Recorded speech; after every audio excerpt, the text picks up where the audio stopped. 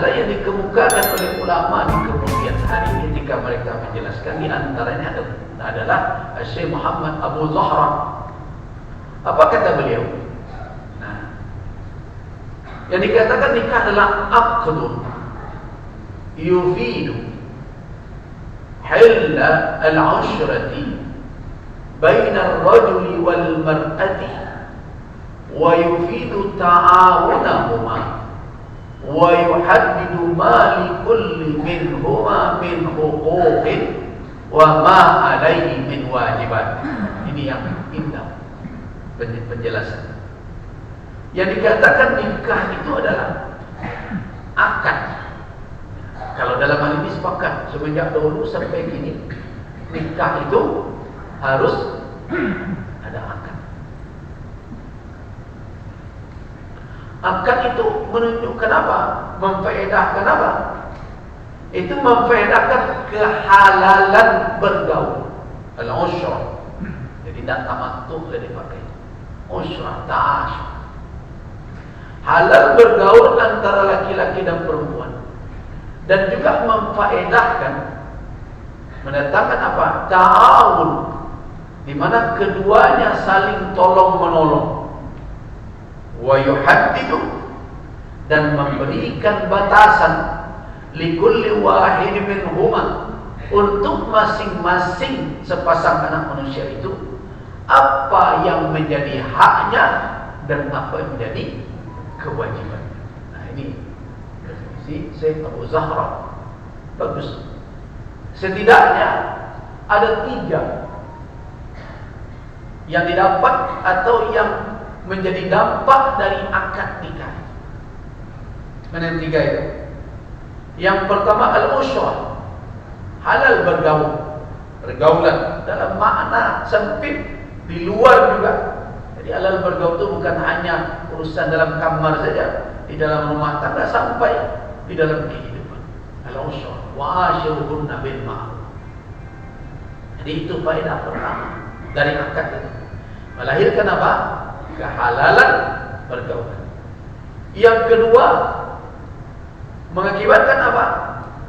Lahirnya ta'awun, saling tolong-menolong antara kedua.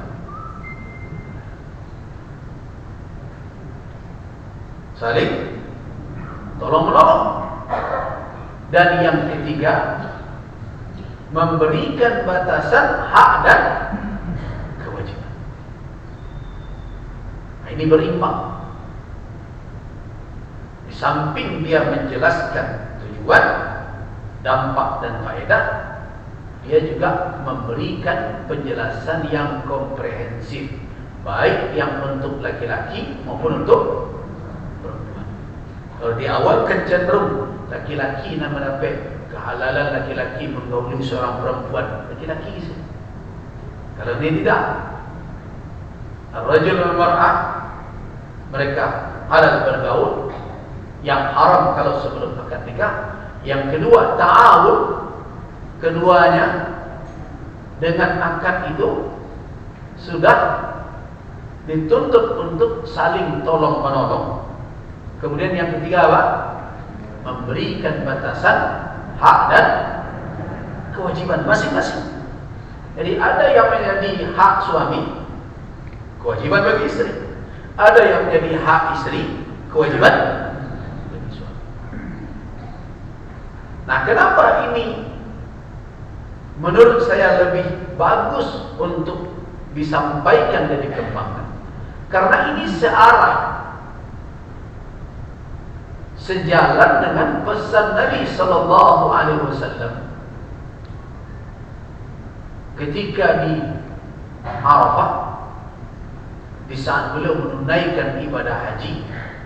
Ketika itu Nabi menyampaikan pidato beliau. Beliau mengatakan bahwa ada beberapa poin. Yang pertama terkait dengan tradisi jahiliyah yang sudah boleh dijalankan lagi. Kemudian tradisi jahiliyah itu ada 2 yang beliau tegaskan. Yang pertama terkait dengan darah dan dendam, tidak boleh dilanjutkan. So di masa jahiliyah surang nama salah sekampung orang kena. Kalau ada seseorang yang melakukan pembunuhan misalnya, bisa sekampung itu bumi hanguskan. Dan itu tidak berhenti, dendam berketerusan. Itu makanya tidak dibenarkan lagi oleh Nabi SAW untuk dilanjutkan. Kemudian yang kedua, tradisi membungakan uang, riba jahiliyah. Bahkan Nabi katakan awal riba wada'tuhu, riba pertama yang aku benarkan, yang aku batalkan adalah riba yang dilakukan oleh keluarga kami sendiri. Itu apa? Riba Abbas, riba Abbas bin Abdul Muttalib. Kemudian berikutnya beliau pesankan apa? Pesan beliau agar wanita, jadi wanita itu, para wanita dipesankan oleh Nabi, dititipkan kepada laki-laki agar mereka diperlakukan dengan baik. Jadi berbahagialah ibu-ibu mendapat perhatian khusus dari Nabi dan dititipkan istausu bin nisa'i khairan. Nah, aku minta kepada kalian agar kalian berwasiat, bernasihat kepada wanita, perhatikan mereka, nasihati mereka tapi dengan baik, khair. Nah, kemudian Nabi jelaskan di situ ada hak dan kewajiban. Nah, fa inna lakum alaihin, sesungguhnya kamu para laki-laki punya hak atas mereka. Dan Nabi juga mengatakan walahunna, dan mereka juga punya hak atas kamu sekalian. Nah, disitulah makanya saya katakan bahwa definisi yang dikedepankan oleh Abu Zahra lebih mencakup. Berarti dari situ dapat kita katakan apa dampak umum akibat setelah akad nikah dinyatakan sah. Ada 3. Yang pertama adalah hilul usrah, halal bergaul. Yang kedua adalah at-ta'awun, lahir suatu sikap bersama saling tolong menolong. Yang ketiga apa? Munculnya hak dan kewajiban masing-masing. Nah, dari sinilah kita akan membahas tentang perkara nikah dan membangun rumah tangga dari konsep ini, yaitu halal bergaul, kemudian munculnya harus ada ta'awun, saling tolong menolong. Yang ketiga adalah ada hak dan kewajiban. Ini adalah sebagai apa?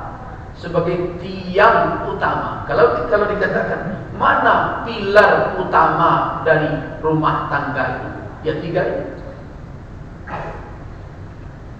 Setelah akad, 3 inilah pilar, dan yang lain nanti menopangnya. Selama yang 3 ini berjalan, kemudian dibumbui dengan adab, dengan akhlak antara suami istri, maka akan terwujudlah yang sering-sering disebut dengan rumah tangga yang sakinah, di dalamnya ada mawaddah dan rahmah. Jadi sakinah itu kita yang mewujudkan, diperintahkan oleh Allah Subhanahu wa taala. Nah, coba perhatikan setidaknya 3 ayat di dalam Al-Qur'an. Yang pertama surat An-Nisa ayat 1 sering didengar. Kalau sudah akad nikah ayat ini sering dibaca.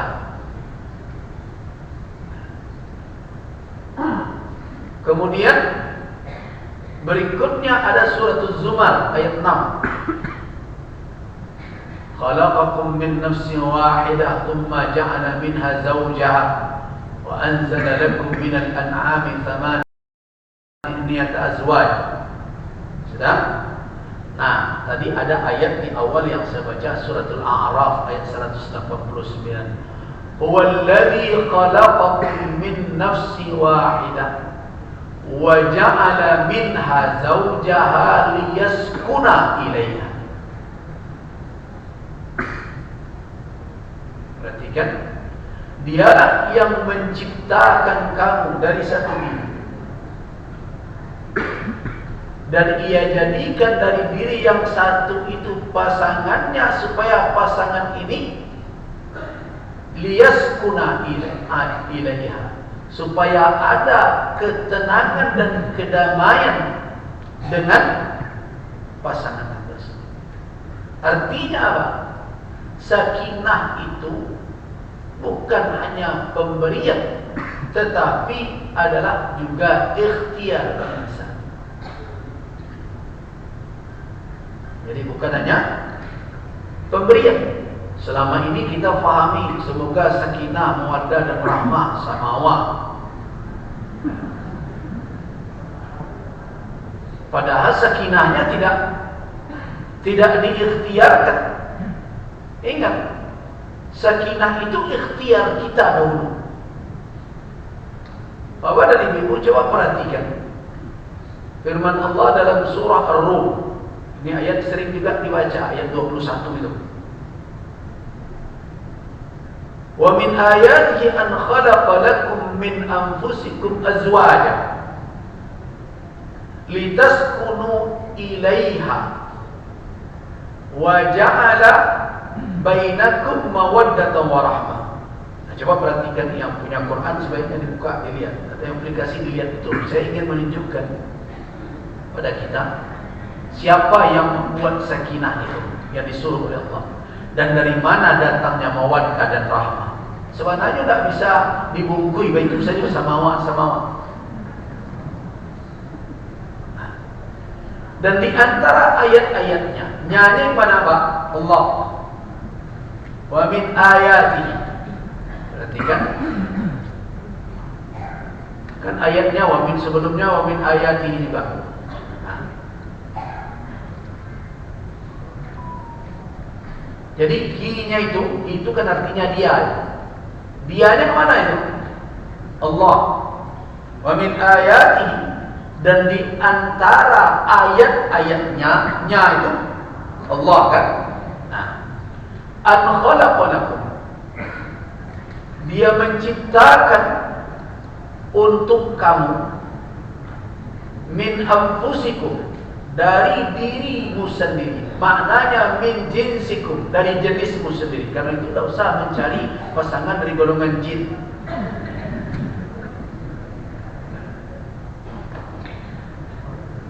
Sebab Allah sediakan pasangan dari jenis kita.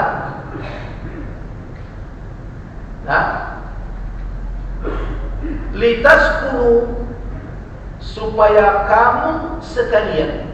Nah, kamu ya kan? Supaya kamu sekalian cenderung tenang kepada pasanganmu itu. Kau begitu artinya? Kamu. Udah lanjutkan ya. Wa ja'ala, dan Dia jadikan. Siapa yang menjadikan? Allah. Apakah sakinah itu Allah yang menjadikan? Coba perhatikan ayat itu kembali. Kamu yang harus berusaha. Kamu yang berusaha untuk membuat sakinah itu. Kenapa Dia jadikan dari jenis kamu? Sebab kalau dari jenis jin, kamu tidak bisa atas kuno ilaiha, batu baru timbulnya tak nampak.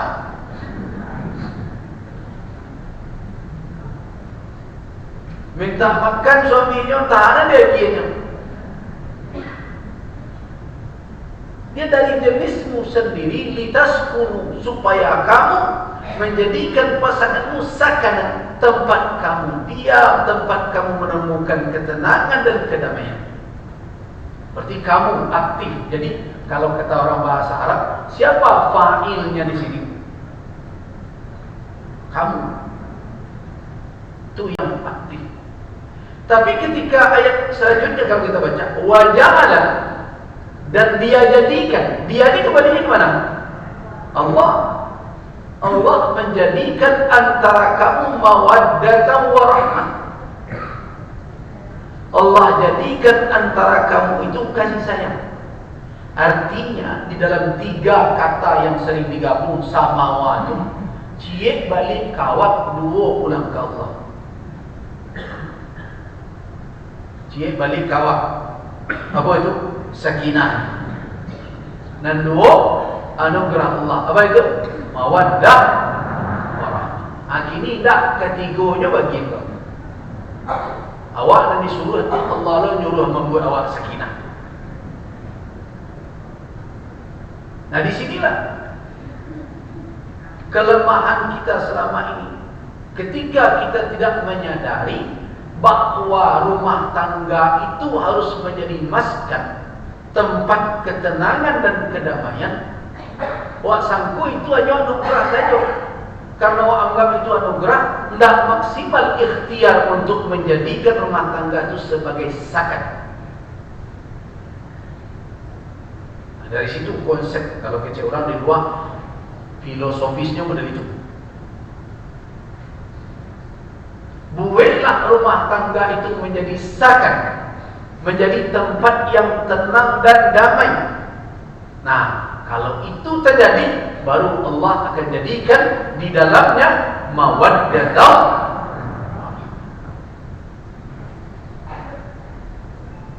Nah, apa faktor-faktor yang harus dipenuhi baru rumah tangga itu menjadi sakan?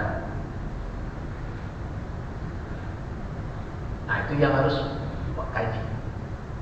Dan itu harus jalikan ke remaja-remaja awak yang telah umur siap menikah, supaya mereka masuk berumah tangga dengan kesiapan lahir dan batin. Alah terusong nikah waktu ya peloi dan ada kini. Dan ada dulu pikiran ketulang dan modern dan petunjuk dia tu banyak. Bola satu sinan menyuruh.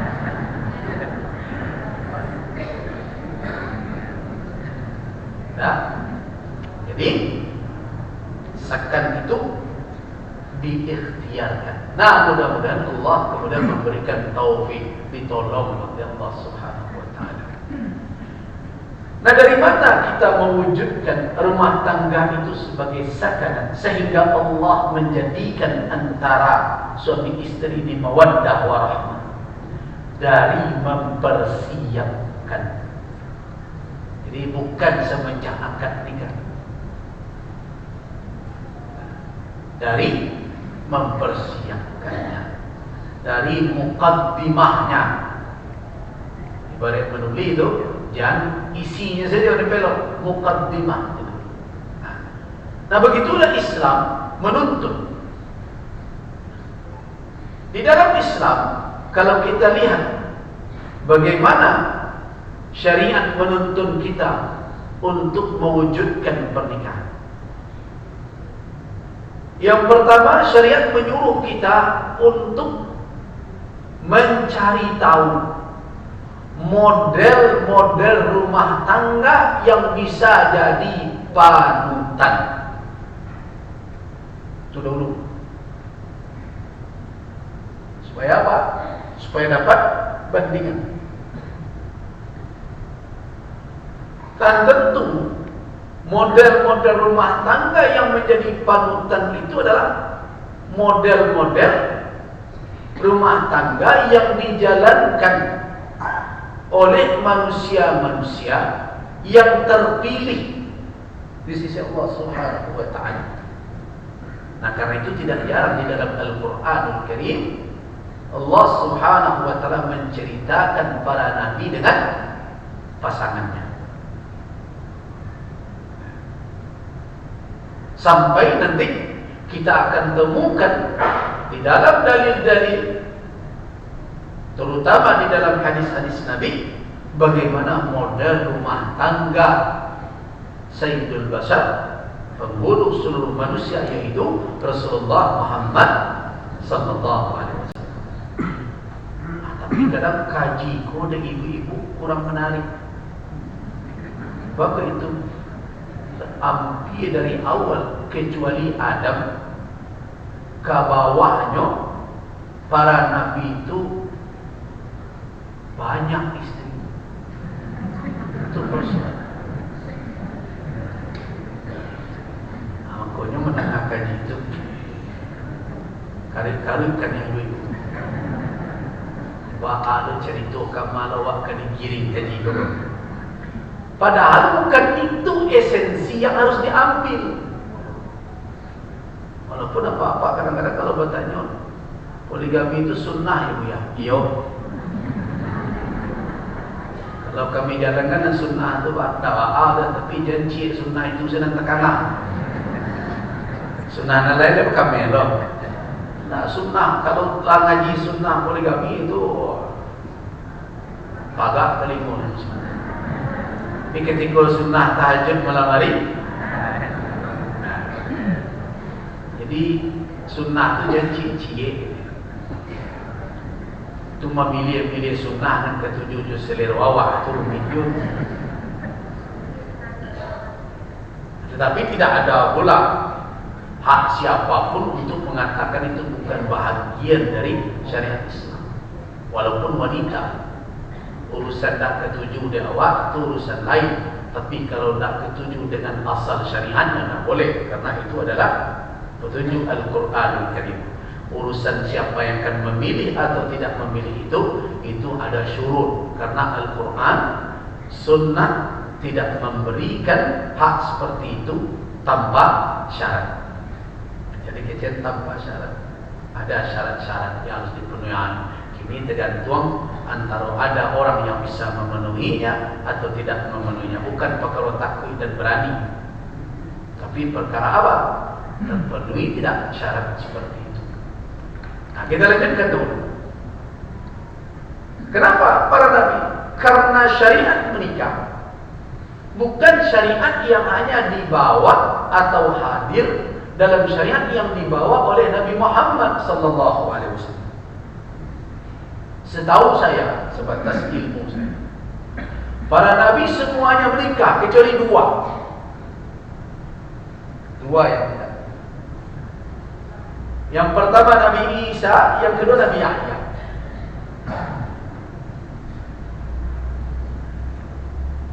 Di luar dari yang dua itu, berarti kalau 25 Nabi dan Rasul yang wajib diimani, berarti 23 orang menikah. Dua yang tidak, yaitu Nabi Isa dan Nabi Yahya. Nabi Yahya dan Nabi Isa. Kenapa? Nah, ada alasan apakah Nabi Isa mengambil sikap kerahiban? Tidak. Karena tidak ada dalam syariat Nabi Isa yang di situ ada pelarangan terhadap pernikahan. Tidak ada.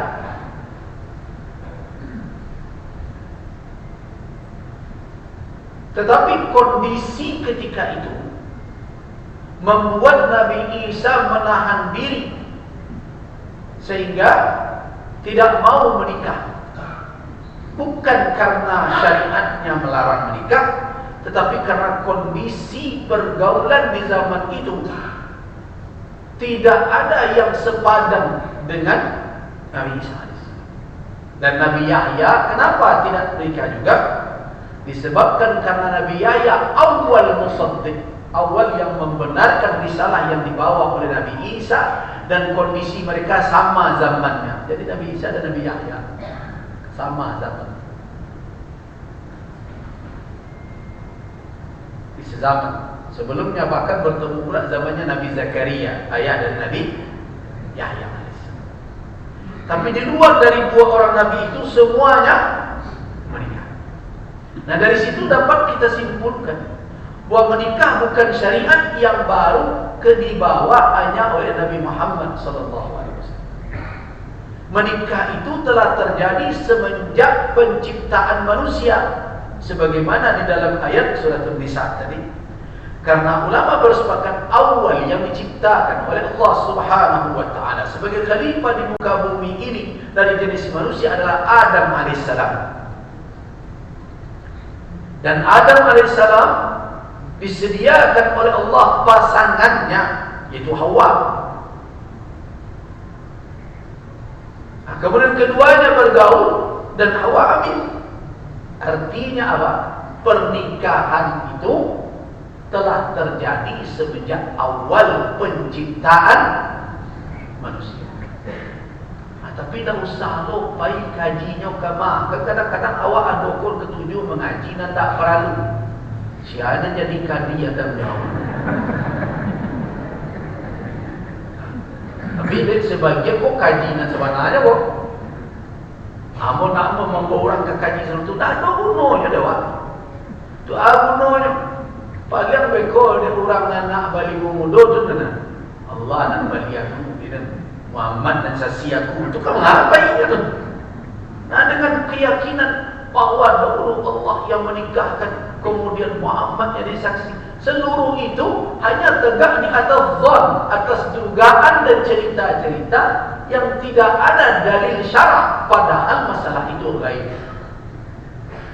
Jadi kecana awak nak tahu. Awak tahu nama itu, tapi itu tak perlu, itu tak kaji dan perlu dimasukkan dalam kajian.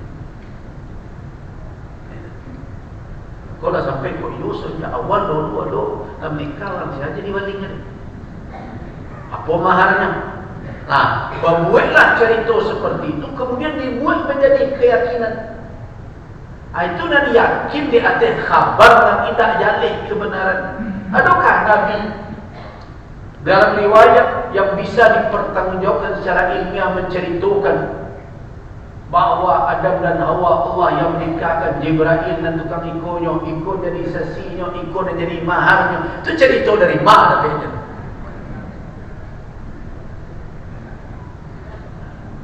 Cara dari kitab kunyah, banyak kitab tentang kunyah. Jadilah putih kitab tu banyak. Tapi apakah hal-hal yang seperti itu, yang gaib dari kita, bisa masuk ke dalam keimanan kita hanya dengan qila wa qal seperti itu? Tidak bisa. Tidak perlu diurus tu. 5 KUA-nya dulu. Tak perlu diurus. 5-nya nikahnya, bunyi ijab kabulnya. Tak perlu itu. Tapi awak tahu bahawa Allah menceritakan bahawa Adam yang diciptakannya itu diciptakan oleh Allah darinya pasangannya. Itu tahu. Artinya apa? Berpasangan dalam makna pernikahan, mungkin dengan syariat yang berbeda-beda yang turun karena likulli minkum ja'alna, setiap kamu itu kami jadikan ja'alna minkum syir'atan wa minhaja, ada syariat tersendiri, ada minhaj tersendiri yang harus dijalankan, yang tak perlu pula kita lebih jauh ke sana. Jelas masing-masing telah berpasangan semenjak awal kejadian. Bahkan perkara berpasangan ini pula lah karena begitu berbahayanya menjadi faktor penyebab tingkat kriminal, kejadian kriminal pertama di muka bumi. Ya enggak?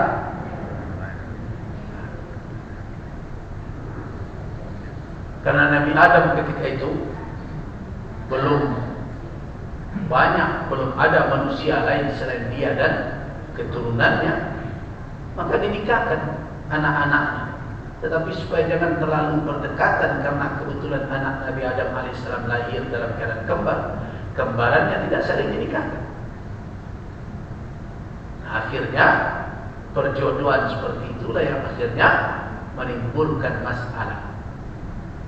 Artinya begitu berbahayanya masalah pernikahan ini pula lah yang dahulu menjadi penyebab terjadinya pembunuhan.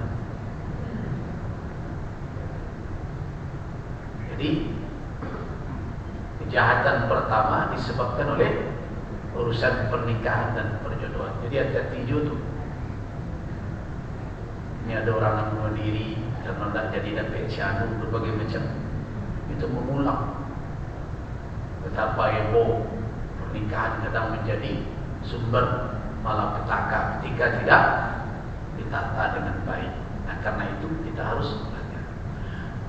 Nah begitu juga nabi-nabi sesudahnya. Begitu. Ada syis katanya. Apakah syis itu menikah? Wallahu a'lam. Ada cerita tentang Nabi Syis yang tidak wajib untuk diimani. Karena apa? Karena tidak tersebut namanya di dalam Al-Quranul Karim. Tapi banyak orang yang mengatakan bahwa Syis adalah anak Adam yang terlahir tanpa kembaran dan dia tidak punya pasangan, melainkan nanti bidadari di surga. Wallahu a'lam cerita yang seperti itu. Tapi yang jelas pernikahan terus berlanjut sampai nanti kepada Nabi Muhammad sallallahu alaihi wasallam. Nah, karakter pernikahan semenjak awal, apalagi semenjak Nabi Nuh dan seterusnya, kita temukan para nabi itu menikahi tidak hanya seorang wanita, banyak. Apalagi kalau cerita Nabi Daud dan Nabi Sulaiman, ada yang sampai 90 lebih kan. Artinya, kalau kita berbicara nanti tentang keluarga Rasulullah sallallahu alaihi wasallam, rumah tangga Rasul yang istri beliau itu 11 orang, tidak ada yang aneh dalam perkara ini. Jadi kalau ada orang yang menganggap rumah tangga Rasulullah itu aneh, kenapa menikahi lebih dari satu orang wanita?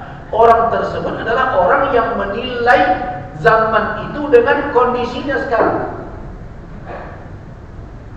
Nah, itu tidak adil. Jadi banyak orientalis yang menyerang Rasulullah SAW karena perkara rumah tangga. Pada syariat nabi-nabi semenjak dahulu, nabi-nabi itu hampir tidak ada yang punya istri satu. Nabi Ibrahim berapa istrinya? Ada yang mengatakan 4, ada yang mengatakan 3, ada yang mengatakan 2. Tapi yang ma'ruf adalah Sarah dan Hajar. Tapi ada, kalau kita baca yang lain dalam kitab tafsir ada Qanturah namanya. Qanturah ini ada yang mengatakan dia dari Kan'an, ada yang mengatakan malah ada pakar-pakar sejarah mengatakan Qanturah itu orang Melayu.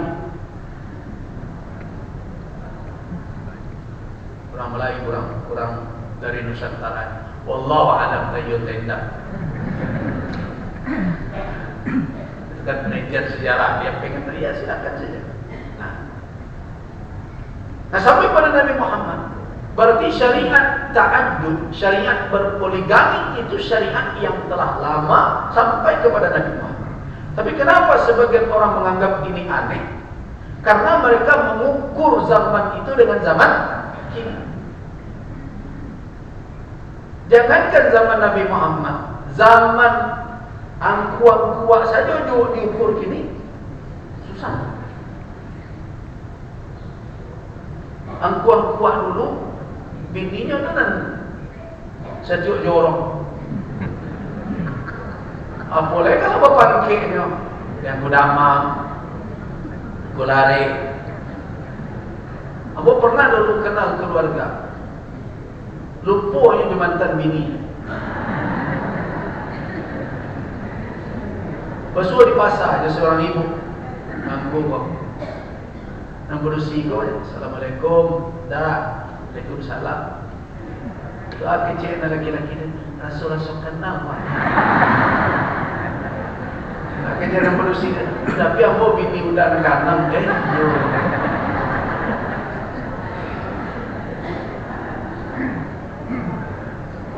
Gitu juga.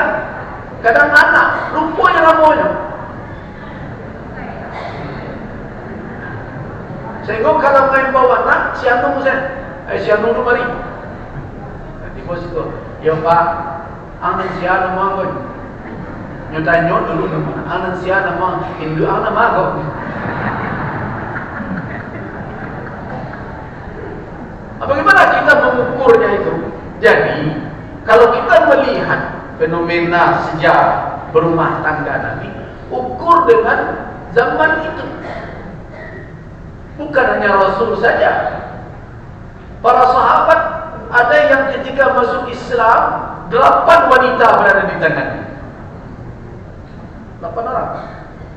Kemudian diperintahkan oleh Nabi imsik 4, pertahankan 4, wa farid 4, dan pisahkan yang 4 lagi. Pilih dari yang 8. sampai bisa terwujud. Nah, jadi jangan itu nanti jadi alasan untuk memandang rendah rumah tangga Rasulullah. So, kenapa ini saya jelaskan dulu? Sebab setiap kita akan membahas persoalan rumah tangga, mana rumah tangga tauladan adalah rumah tangga Rasul sallallahu alaihi wasallam. Ketika kita berbicara tentang suami, siapa suami tauladan? Rasulullah sallallahu alaihi wasallam. Ketika kita berbicara istri-istri tauladan, siapa istri-istri tauladan? Ummahatul mukminin, istri-istri Rasul sallallahu alaihi wasallam. Nah, makanya mau hilangkan dulu pikiran negatif. Sebab awaklah membaca berbagai macam. Kini kan zaman era informasi tidak terbatas, orang membaca kadang catatan orientalis, catatan orang-orang yang benci kepada Islam, tak baca juga dan jemaah kini. Nah, makanya saya Arab itu singkirkan dulu, itu tidak benar. Tuduhan-tuduhan negatif terhadap Rasul itu tidak beralasan sama sekali. Yang perlu diingat. Kemudian berikutnya, ketika kita berbicara tentang rumah tangga, apa yang perlu kita pahami terlebih dahulu sebelum kita masuk kepada muqaddimah? Yang pertama adalah berumah tangga itu adalah fitrah atau kebutuhan fitratul insan. Jadi berumah tangga itu bukan beban. Berumah tangga itu fitrah. Mengapa dikatakan fitrah? Karena Allah Subhanahu wa taala telah menghiasi manusia ini dengan kecintaan kepada lawan jenis. Perhatikan firman Allah Subhanahu wa taala dalam surah Ali Imran ayat 14. Apa kata Allah? Zuyyina lin-nasi hubbus syahawati minan nisa'i wal banin wal qanatiril muqantarati minadh dhahabi wal fiddah wal khaylil musawwamati wal an'ami wal harth. Dzalika mata'ul hayatid dunya wallahu 'indahu husnul ma'ab. Ada dua di sini, bukan satu. Ada dua di dalam ayat ini yang menunjukkan bahwa keinginan berumah tangga itu adalah fitratul insan. Mana fitrah itu apa? Bahwa itu telah ada di awal penciptaannya karakter dan keinginan yang seperti itu. Itu warna dasar. Jadi kalau ada orang yang menentang itu, berarti dia menentang apa? Karakter dasar insan. Jadi kalau ada orang yang menentang, membenci pernikahan, menentang pernikahan, itu adalah suatu sikap yang tidak bersesuaian dengan tabiat, dengan tabiat asli manusia, di mana dengan itu Allah ciptakan karakter seperti itu. Mana yang dua itu? Yang pertama An-Nisa, yang kedua Al-Bani. Kan ayat itu zuyyina, dihiasi untuk manusia hubbus syahwat, hub, kecintaan yang berisikan syahwat. Hub ini bermacam-macam. Ada hubbul ittilaq, ingin tahu, ingin ini, tetapi dari syahwat, menyukai, itu ada pada beberapa objek. Di sini ada dua objek yang terkait dengan nikah. Yang pertama An-Nisa, wanita, karena tidak mungkin mencintai wanita dengan syahwat kecuali melalui nikah. Kalau ada yang mencintai wanita dengan syahwat tanpa nikah, itu berbahaya. Yang kedua Al-Bani, mencintai adanya anak-anak, kecenderungan, keinginan mendapatkan anak putra dan putri, jelas jalannya melalui nikah. Saya sudah pernah ceritakan. Sekarang ini ada orang yang ingin keluar dari garis itu. Itu berarti keluar dari fitrahnya. Ada orang yang ingin punya anak, tapi tidak ingin menikah, tidak ingin pula hamil. Baca rohnya, bayi tabung. Laki-laki punya anak, nyostor spermanya, tolong buat nakcil. Pesan, siapa cari buaya yang lain. Sekarang ada bank sperma, bank ini, bank itu. Nah itu keluar dari fitrah. Nah, karena itulah makanya Islam tidak menyetujui, bahkan menolak sikap yang anti pernikahan. Haram di dalam Islam. Jadi anti pernikahan itu haram di dalam Islam. Tidak menikah karena faktor lain tanpa anti dengan pernikahan tidak ada masalah. Orang tidak menikah karena ada faktor lain, silakan saja. Tapi anti dengan pernikahan, menolak syariat pernikahan haram. Makanya Nabi katakan an-nikahu sunnati. Faman raghiba an sunnati falaysa minni. Nikah itu sunnahku. Siapa yang tidak suka dengan sunnahku tidak menjadi bahagian dariku.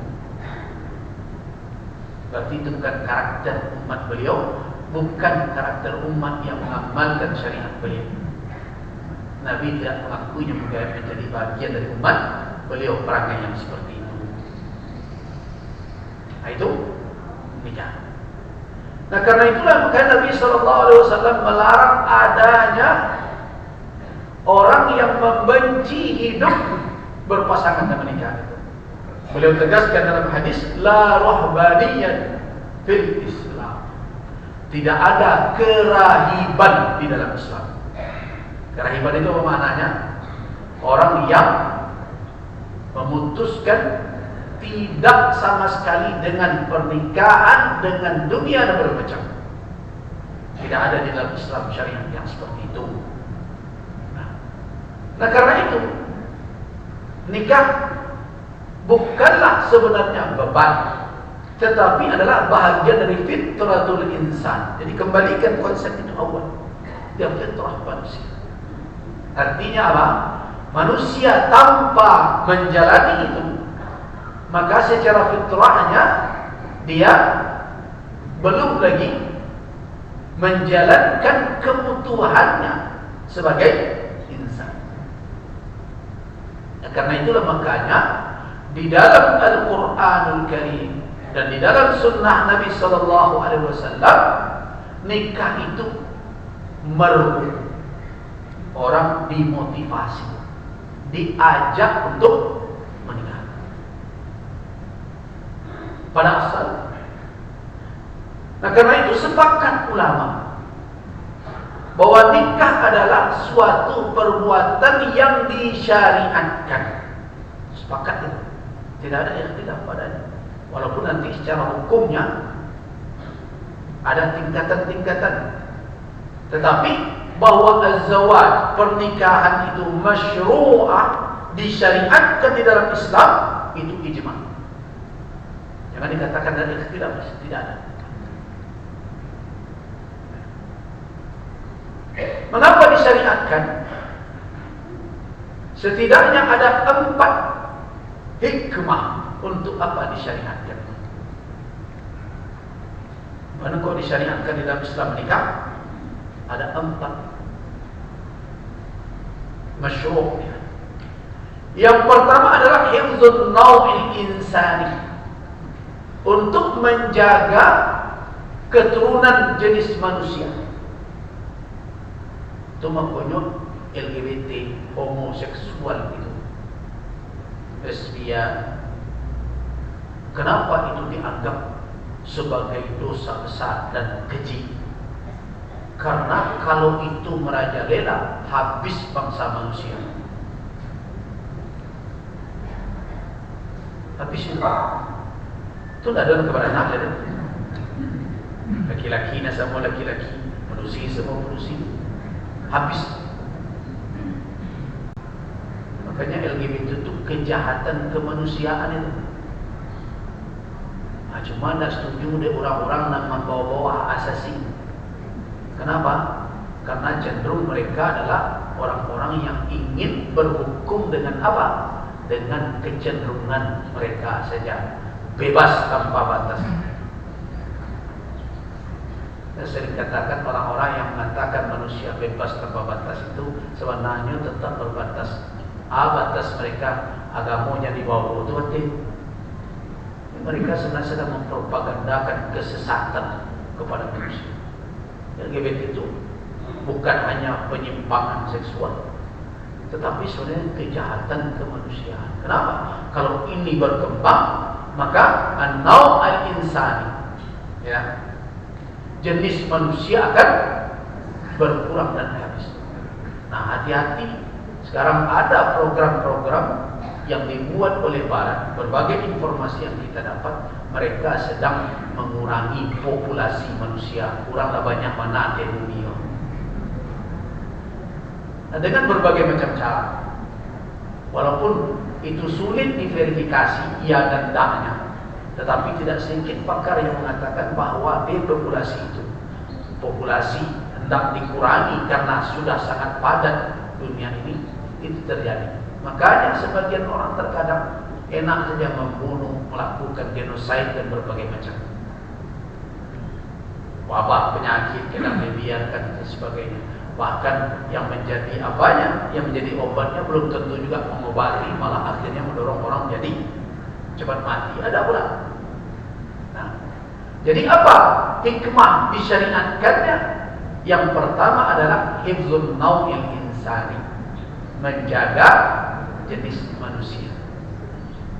Dengan sistem pernikahanlah manusia bisa berketerusan keberadaan eksistensinya di muka bumi ini, dan itu tentu darurat adanya.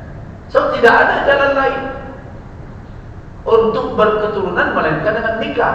Kalau dihilangkan pernikahan, maka manusia menjadi seperti apa? Itu yang di hutan-hutan sana. Inilah satu-satunya jalan. Nah, itu hikmah yang pertama. Yang kedua, hikmah disyariatkannya adalah tahqiqul uns warra'a baina az-zawjain fastataqirral hayat wa yas'alu al-mujtama, yaitu untuk mewujudkan keharmonisan, kedamaian dan ketenangan antara pasangan, sehingga dengan itu hidup menjadi tentram dan masyarakat menjadi bahagia. Jadi jangan dia katakan kebahagiaan itu bisa diwujudkan dengan menjomblo. Nah,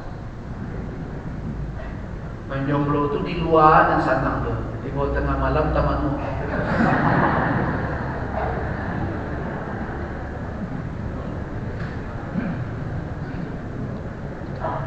Kenapa? Karena kecintaan dasar manusia tadi ada kepada lawan jenisnya. Jadi dengan dipertemukan oleh Allah di dalam akad nikah, maka akan hadir apa? Kedamaian. Ada uns, ada ketenangan, ada kenyamanan, dan ada istiqrarul hayat, ada ketentraman kehidupan. Yas'ad sa'adah, kebahagiaan akan terwujud. Kalau ini tidak diwujudkan, maka ada bahagian dari syahwat manusia yang tidak ada penyalurannya. Dan apa yang akan terjadi? Yang akan terjadi adalah kejahatan. Manusia tidak bisa dibendung seluruh hal, tidak mungkin. Kalau sekarang kita melihat kejahatan seksual ngeri kita, kadang anak di dalam rumah tangga, ini menunjukkan apa? Menunjukkan ada situasi yang tidak sehat secara psikis di dalam kehidupan masyarakat. Ini yang dituju oleh Islam, yaitu adanya kedamaian, ketentraman dan kebahagiaan melalui rumah tangga. Nah, karena itu nanti hak dan kewajiban itu dibatasi oleh syariat. Jadi jangan memahami sederhana ketika nanti kita sampai pada berbicara tentang nusus. Tahu nusus? Durhaka. Durhaka itu bisa dua sisi. Wanita bisa durhaka kepada suami. Dulu suami durhaka ke istri. Dan durhaka ke istri apa? Dagingnya melanjut itu durhaka namanya. Kenapa? Hak dia, kewajiban kita. Nah, tapi di antara nusus istri kepada suami, ini yang kadang-kadang orang keliru memahami. Ketika suami mengajak istri ke tempat tidur, kemudian dia enggan tanpa uzur syar'i, itu nusus. Sebagian orang menganggap, aku mereka itu sampai ke sini lu agama pengurus. Mereka tidak tahu dampak dari semua itu kepada psikologisnya, kepada kondisi dan nanti kita sampai ke sana. Tapi yang jelas dulu, hikmah kedua disyariatkan untuk mewujudkan kedamaian, ketentraman, keharmonisan, sehingga kehidupan menjadi tentram dan ada kebahagiaan di tengah masyarakat. Kalau keluarga sudah tentram, masyarakat menjadi bahagia. Kenapa? Karena masyarakat ini susunan dari usrah, dari keluarga. Keluarga itu ibarat batu bata bangunan kemasyarakatan. Kalau baik dia, baik masyarakat. Itu makanya berhati-hati. Kan saya pernah sampaikan di sini. Ada catatan dari penulis Muslim tentang apa yang dikatakan oleh orientalis. Kalau engkau hendak menghancurkan suatu bangsa, suatu kaum, alaika, hendaklah engkau hancurkan 3 hal. Ya kan? Yang pertama apa? Rumah tangga. Yang kedua apa? Pendidikan. Yang ketiga apa? Ketauladanan. Nah, rumah tangga, bagaimana menghancurkan rumah tangga? Alaika, hendaklah engkau fokus dulu menghancurkan wanita. Ibu jadi target mereka. Bagaimana menghancurkan wanita? Dijelaskan. Buat mereka malu menjadi ibu rumah tangga. Sekarang berhasil. Kalau ditanya ibu-ibu, "Cik, rumah kerajo, ambok guru, rumah kerajo, ambok kerajo di PT, ambok kerajo, ambok direktur, ibu serang ibu di rumah tangga senyek, kenyek." Jadi kalau dari nada bicara saja kita sudah tahu bahwa ibu rumah tangga itu levelnya. Nah, itu berhasil mereka. Nyujungkir balikkan. Semestinya yang tertinggi itu tugas jadi ibu rumah tangga dan istri. Itu tertinggi. Bukan tidak boleh nanti berperan di tengah masyarakat. Boleh. Dalam batasan-batasan jelas boleh. Tetapi jangan jadikan peran di luar ini menjadi primer, menjadi pokok. Jadikan peran ibu dan sebagai istri itu sebagai sekunder. Itu keliru, untuk dibalirkan orang tuh pola fikir awak. Tapi awak nak sadar, banggurkan juga. Itu yang terjadi. Yang kedua, apalagi ta'lim, hancurkan pendidikan. Bagaimana cara menghancurkan pendidikan? Alaika bil muallimin, para guru. Buat mereka tidak punya harga di tengah masyarakat. Sibukkan mereka dengan hal-hal di luar dari ta'lim, pendidikan, membina anak-anak. Sekarang mulai kan seketik saja nanti anak lapor polisi.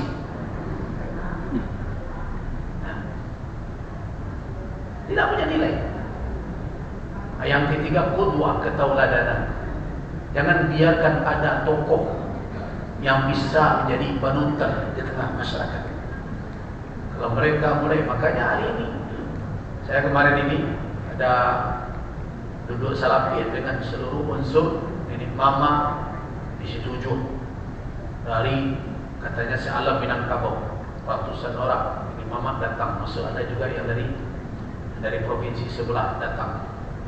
Nah, kalau kita bicara di situ, pasti yang akan sering terdengar apa? Bahwa hari demi hari wibawa dari tokoh-tokoh ini semakin menurun. Jangan dikatakan ya ada faktor internal. Saya katakan ada faktor internal. Karena tokoh-tokoh itu ada sebagian hendak menakah. Jangan kan di tokoh itu kan menakah. Takah itu hendaknya dulu baru jadi tokoh. Ada tokoh hendak takah. Nah, tetapi bukan itu saja. Dan tokoh nak jadi hendak takah ada apa? Yang jadi malin, pikir aja main domino bagi petang. Itu tak takah tu. Ini ni mamak jual sebantah, makok kartekoa saja. Itu tak takah tu. Tetapi ada orang takah. Tapi kenapa diturunkan juga? Karena ada pihak-pihak lain yang tak menginginkan orang-orang yang menjadi tokoh ini menjadi panutan. Ada dari eksternal. Kenapa? Karena mereka tidak ingin ada orang lain yang didanga dari masyarakat. Pada inyo saja didanga. Maaf saja, yang seperti ini banyak ada di dalam pikiran orang-orang politik. Para politisi tidak ingin di tengah bapak-bapak dan ibu-ibu ada orang yang bapak dan ibu-ibu danga. Pada inyo saja danga. Kama kadi bawonyo anggur selah. Pada santiang kau jadi santiang malah. Awak lapar je kecen ibu nak kanyang tu jadi kanyang malah itu. Yang hadir. Kepada ibu-ibu perhatikan. Itu terjadi pada imam, terjadi pada ulama. Kalau mulai imam ulama didengar oleh masyarakat, itu banyak yang gelisah. Kau bayu kau kalau ngicin malah wala jawab payah wadanya. Nah, mereka akan coba cari tandingan. Kalau ulama mulai didengar umat, hanya kan carian ulama yang kena membantu ke. Akan begitu cara. Nah, jadi hati-hati rumah tangga. Rumah tangga adalah target. Kalau rusak rumah tangga, itu hancur nanti suatu kaum atau bangsa. Yang ketiga, takwin usratin salimah. Takwin usratin salimah, salihah mutamasikah. Yaitu untuk membentuk keluarga rumah tangga yang damai, saleh, sehingga saling menguatkan sebagai tempat apa? Tempat tumbuhnya generasi pelanjut yang kuat. Jadi boleh kalau bahasa aku sering saya katakan rumah tangga itu adalah madrasah pertama. Di sebelum PAUD, sebelum SD, sebelum madrasah ibtidaiyah, madrasah pertama rumah tangga. Jadi pernikahan disyariatkan untuk membentuk madrasah pertama di saat anak mendapat asupan awal, bukan hanya asupan fisik berupa air susu, makanan dasar, tidak itu saja, tetapi juga asupan rohani. Misalnya nanti rumah tangga jadi seperti itu. Nah, itu yang kita harapkan dari kajian-kajian fikih keluarga itu, sehingga tahu kita peran masing-masing, tidak hanya sebagai ibu tapi juga sebagai pendidik, tidak hanya sebagai bapak yang memberi balanjau. Kadang-kadang kan orang tua cuma itu ayo lain sador bagi mah namun yang pakai bertanjung itu ayo lain. Berang tu kadang-kadang ibu ahli belanjau berlebih-lebih tas tiap bulan ganti apa lain. Nah, namun itu saja udah. Sebab qiwamah, nanti kita sampai ke situ. Karena di awal ar-rijalu qawwamuna 'ala nisa. Apa makna qawwam? Sebagian lagi kan memahaminya penguasa. Sebab ini tunjuk awak. Tidak itu maknanya. Makna qiwamah adalah yang bertanggung jawab untuk melakukan riayah.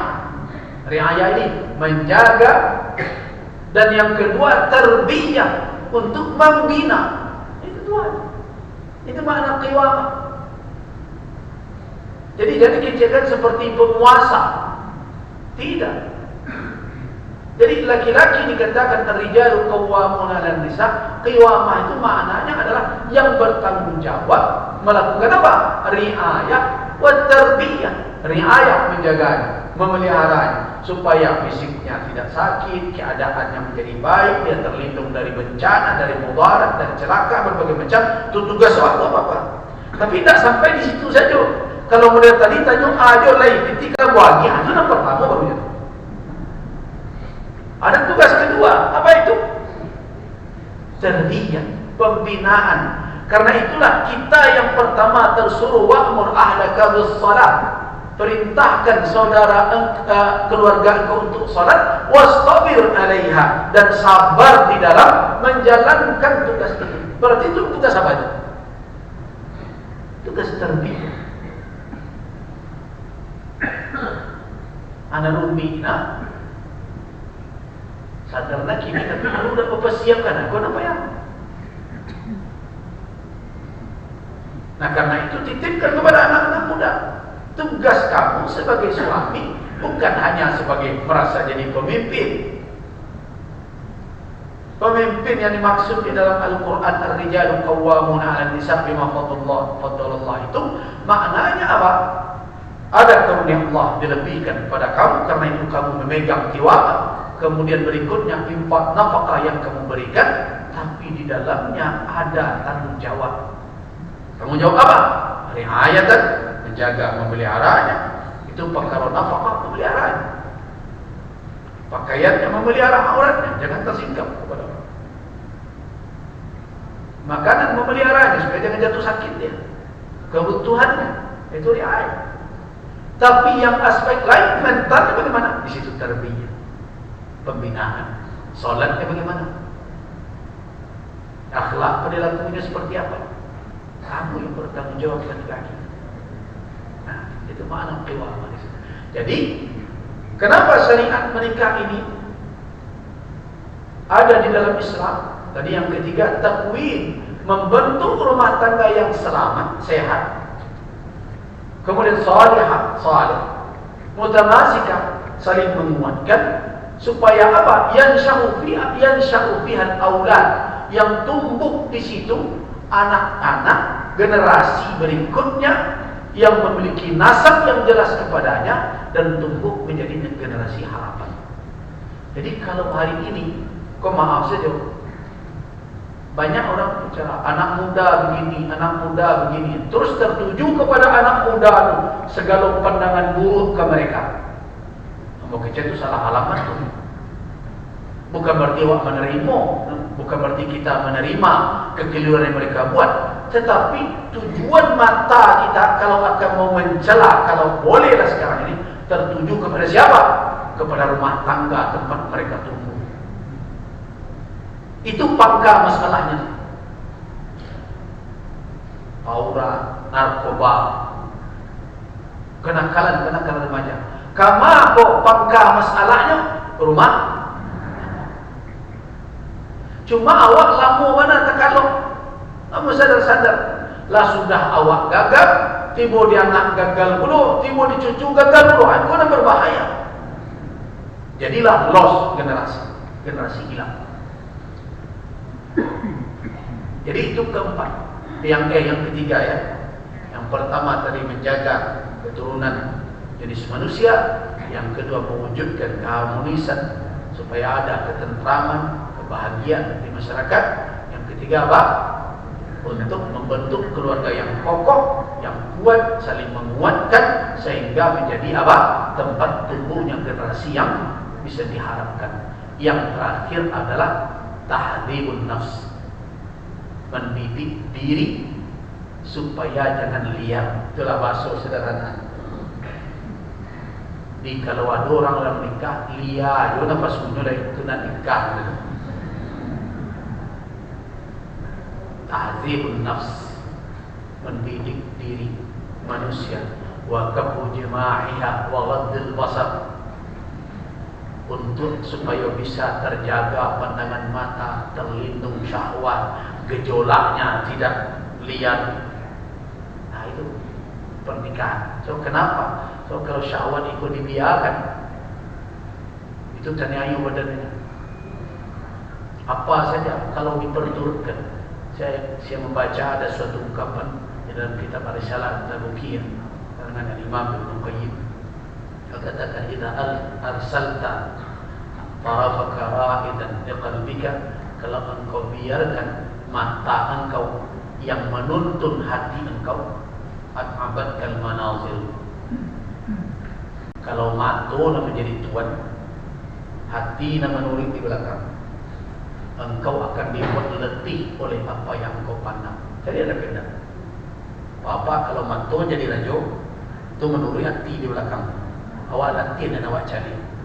Anak kena cari. Oh perkara rancak. Sampai di mana awak berhenti menjadi. Nampak itu rancak, itu rancak, itu rancak. Dia latih surah itu. Itu. Dan amatkan manazil. Sama dia ibu. Kalau dah pandai mengenalian mata, setiap naik ke rumah orang, lihat kemana-mana betul. Terus sisa tu lah baru dah tua. Tua tu berukas lah bertambah rezeki lain. Lihat je lah betul tu. Amatkan manazil. Engkau akan dibuat susah oleh pandangan engkau. Kenapa? Tak sadar dan nampak tak bisa dikakuk lagi. Kan tak semua yang nampak bisa dijangkau. Tapi nikmat tu pun nak berhenti dan mencari indah istirahat. Akhirnya panik surang saja. Itu tak kecil. Kamu akan dibuat letih. Tidak seluruh yang engkau lihat bisa engkau jangkau. Namun engkau tidak pernah puas dengan apa yang telah engkau dapat. Itu masalah mata itu. Kalau engkau biarkan mata engkau yang menjadi tuan engkau ikuti dengan perasaan engkau setiap yang engkau lihat, cari engkau ketujuh, itu ketujuh, engkau ketujuh saja, engkau akan dibuat letih oleh apa yang engkau lihat. Kenapa? Tidak seluruh yang engkau lihat bisa engkau jangkau, dan apa yang engkau dapat tidak akan membuat engkau menjadi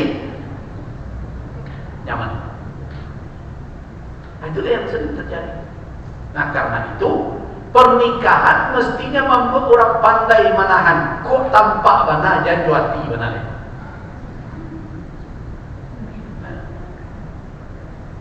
Kalau tercari itu, jadi paturuikan di belakang dengan syahwat, dengan berbagai macam. Itu makanya dalam Al-Quran disuruh ghaddul basar, tundukkan pandangan. Kalaulah bergejolaknya syahwat, tundukkan pandangan. Tidak juga, baik pulang bertemu dengan istri. Begitu ada. Nah, tapi kalau ada rumah tangga, kemana pulang? Nah, jadi itulah 4. Kalau kita bicara hikmah disyariatkannya nikah, 4 itu adalah hikmah utama kira-kira. Nah, bagaimana mewujudkan yang 4 hikmah tadi? Syariat Islam memulai dari muqaddimatun nikah yang disebut dengan khitbah. Khitbah itu dalam berbedanya khutbah ya. Kalau khutbah ada tebibah. Kalau khitbah ada tebibah itu. Khitbah itu sering kita artikan dengan pertunangan atau pinang meminang kalau bahasa orang. Nah, disitulah Islam mulai mengatur dan menata, mulai dari memilih pasangan, bagaimana adab dalam pertunangan, apa yang boleh dan tidak boleh. Jadi bukan dari akad nikah, tetapi mulai dari khitbah, dari pertunangan. Bagaimana khitbah itu dilaksanakan? Waktu wala habis. Disebutkan insyaAllah kita lanjutkan. Doakan tempat waktu Allah iyakum lima yajibu wa yardah. Wabillahi taufiq hidayah. Assalamualaikum warahmatullahi wabarakatuh.